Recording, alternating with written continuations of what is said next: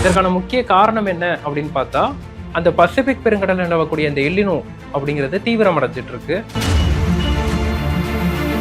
August 10ஆம் தேதிக்கு பிறகு ஒட்டுமொத்த இந்தியாவிலும் அந்த எல்லினோவின் தாக்கம் என்பது படிப்படியா அதிகரிக்கக்கூடும். எஸ்எஸ் நியூஸ் நேயர்களுக்கு வணக்கம். கேரளா வெள்ளத்துல மிதக்கிறது, கர்நாடகாவில் கனமழை பெய்கிறது, தமிழகத்திற்கு காவிரி நீர் வர தொடங்கி இருக்கிறது. அடுத்த சில நாட்கள் வானிலை நமக்கு கை கொடுக்குமா? குறிப்பாக இந்த பருவமழையினுடைய தீவிர காலகட்டம் இதுவா? நமக்கு காவிரியில் நீர்வரத்தை இதை உறுதி செய்யும் அப்படின்ற பல விவகாரங்கள் இருக்கிறது. இது பற்றி நம்மோடு பேசுவதற்காக தனியார் வானிலை ஆய்வாளர் ஹேமச்சந்திரன் தொடர்ந்து நினைக்கிறார். ஹேமச்சந்திரன் வணக்கம். கேரளாவில் யாரும் எதிர்பார்க்கல, 2018 அளவுக்கு இல்லைனாலும் திடீர்னு அது மாதிரியான ஒரு ஃப்ளட்டு ஏற்பட்டு விட்டது. ஒரே நாள் வந்துட்டு மழை தண்ணி எல்லாமே போயிருச்சு. கர்நாடகாவில் தண்ணி இல்லை அப்படின்னு சொல்லிட்டு இருந்தாங்க. இந்த ஒரு சூழலில் கர்நாடகாவிலையும் கனமழை தீவிரம் எடுத்திருக்கிறது. இந்த சீசனில் கர்நாடகா, கேரளா, மேற்கு தொடர்ச்சி மலை பகுதிகளில் இருக்கக்கூடிய மழைக்கான சாதகம் என்ன? குறிப்பாக பார்த்தோம்னா, நமக்கு இந்த ஆண்டு ஜூன் 5ஆம் தேதி தென்மேற்கு பருவமழை தொடங்கினதுலேருந்தே ஒரு மிதமான ஒரு பருவமழை தான் பார்த்துட்டு இருக்கோம். பருவமழை தீவிரமடையாத சூழல் தான் காணப்பட்டு இருந்துச்சு. ஜூலை 31ஆம் தேதி முதல் கடந்த 2-3 நாட்கள் தென்மேற்கு பருவமழை தீவிரமடைஞ்சிருக்கு. குறிப்பாக கேரளா, கர்நாடகா மற்றும் காவிரி நீர்பிடிப்பு பகுதிகளில் பரவலாக கன முதல் மிக கனமழையும் ஓரிரு இடங்களில் அதீத கனமழையும் பதிவாகி இருந்துச்சு. அதற்கான முக்கிய காரணம் என்னன்னா, இந்திய பெருங்கடல் பகுதிகளில் கடல் சார்ந்த அலைவுகள், நம்ம நிறைய முறை பேசியிருக்கோம். இந்த மேடன் ஜூலியன் ஆஸ்லேசன் சொல்லக்கூடிய MJO மற்றும் ராஸ்பே அலைவு என இருவேறு அலைவுகள் இந்திய பெருங்கடல் பகுதிக்கு வருகை தந்ததன் காரணமா நமக்கு குறிப்பா அந்த தென்னிந்தியாவிற்கு சாதகமான நிலை ஏற்பட்டிருக்கு. இந்த நிலை என்பது தற்போது கேரளா, கர்நாடகால அந்த கனமழை என்பது குறைய தொடங்கியிருக்கு. அடுத்த ஒரு 4-5 நாட்களுக்கு மிதமான மழை தொடரக்கூடும். ஓரிரு இடங்கள்ல கனமழை பதிவாகலாம். ஆனா பரவலான மிக கனமழை என்பது இனி கேரளா, கர்நாடகால தற்போது எதிர்பார்க்க முடியாது. ஆகஸ்ட் 10ஆம் தேதி முதல் இது மேலுமே வலுவிழப்பதற்கான ஒரு வாய்ப்புகள் ஏற்படும். 10ஆம் தேதி வரை தான் சாதகமான சூழல் கேரளாவுக்கும் இருக்கு, கர்நாடகாவுக்கும். அதுவும் மிதமானது முதல் சற்றே கனமழை தான். அப்போ பற்றாக்குறையோட தான் இந்த பருவமழை இருக்கும். ஆமா, கண்டிப்பா. இன்று வரையுமே பற்றாக்குறையில தான் இருக்கு. இந்த பற்றாக்குறை என்பது ஆகஸ்ட் 10ஆம் தேதி முதல் மேலும் அதிகரிப்பதற்கான ஒரு சூழல் இருக்கு. இப்ப பார்த்தோம்னா, கபினி அணையிலையுமே நமக்கு உபரி நீர் திறந்துட்டு இருக்காங்க. அந்த உபரி நீர் கூட ஆகஸ்ட் 10ஆம் தேதி வரைக்கும் திறக்கப்படுவதற்கான சாதக சூழல் இருக்கு. அதன் பிறகு படிப்படியா உபரி நீர் திறப்புங்கிறது குறைவதற்கான வாய்ப்புகள் இருக்கு. நம்ம குறிப்பா பார்த்தோம்னா, நமக்கு இப்போ இந்திய பெருங்கடல்ல எந்தவித காற்றழுத்த தாழ்வு பகுதியும் இல்லை.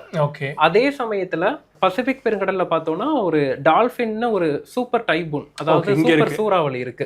சீனாக்கு பக்கத்துல அங்க உள்ள இருக்கு. ஆமா, தைவான் சைடு. ஆமா. இந்த டால்பின் சூறாவளி என்ன பண்ணுதுன்னா, இது பேர் வச்சதா டால்பின் அப்படின்றது? டால்பின்ங்கிறது பேர், அதிகாரப்பூர்வ பேரு. இந்த டால்பின் சூறாவளி டைபூன் இங்க இந்திய பெருங்கடல்ல இருக்கக்கூடிய அந்த கடல் சார்ந்த அலைவுகளை தன்னை நோக்கி இருக்குது. சோ இதன் காரணமா இந்த அலைவுகள் அடுத்த சில நாட்கள்ல தென்சீன கடல் வழியாக பசிபிக் கடல் நோக்கி நகரக்கூடும். அப்போது இங்க இருக்கக்கூடிய ஈரப்பதத்தையும் சேர்ந்து இழுத்துட்டு போயிடும். அப்படிங்கிறதுனால வரக்கூடிய நாட்கள்ல படிப்படியா மழைப்பொழிவு 10ஆம் தேதிக்கு அப்புறம் இது வலுப்படுறப்போ இது ஒரு ஃபேன் மாதிரி செயல்பட்டு இங்க இருக்கக்கூடிய காற்றை இன்னும் இழுக்கக்கூடும். அதனால நமக்கு ஈரப்பதம் சென்று விடும் அப்படின்றீங்க. இங்க இருக்கக்கூடிய கடல் சார்ந்த அலைவையுமே பசிபிக் பெருங்கடல் நோக்கி ஈர்த்து விடும்.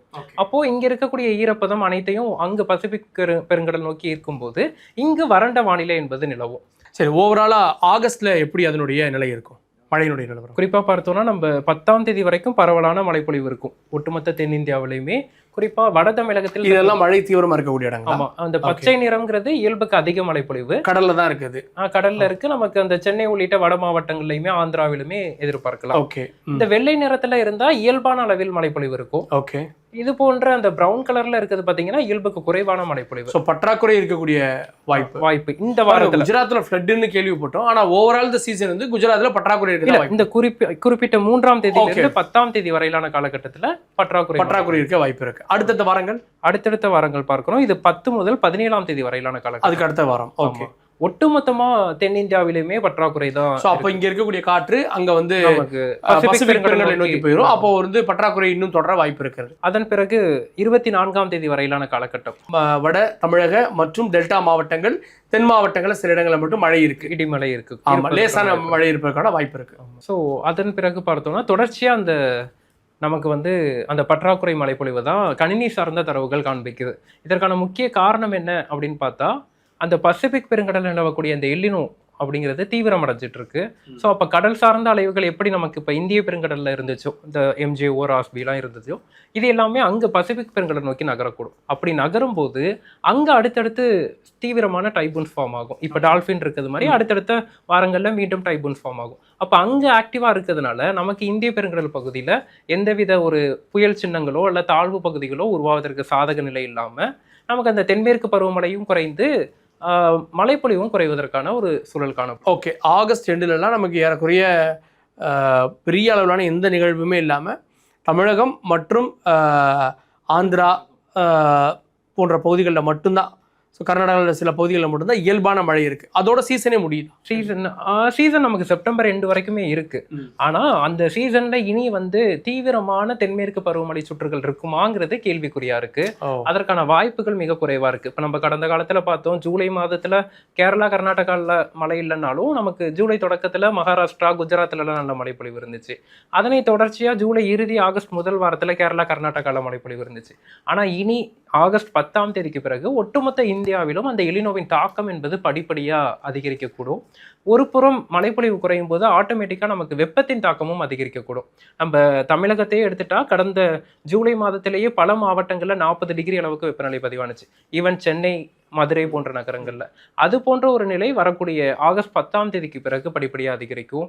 வெப்பமான நாட்களும் பகல் நேர வெப்பநிலையும் படிப்படியா அதிகரிக்கும்.